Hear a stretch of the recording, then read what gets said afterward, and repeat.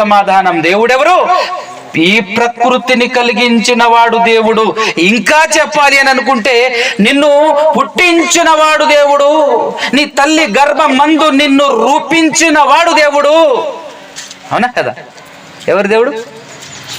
నీ తల్లి గర్భమందు నిన్ను నిర్మించిన వాడు దేవుడు, నిన్ను పోషిస్తున్న వాడు దేవుడు. అర్థమవుతుందండి? నిన్ను పోషించుచున్నవాడు దేవుడు, నీ కొరకు వర్షాన్ని కురిపించుచున్నవాడు దేవుడు. ఒకసారి 146వ కీర్తనలో 6వ వచనం నుంచి చూడండి. ఆయన ఆకాశమును భూమిని సముద్రమును దానిలోని సర్వమును సృజించిన వాడు.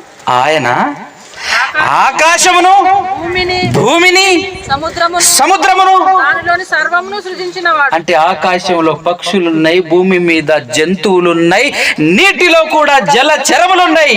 వాటన్నింటి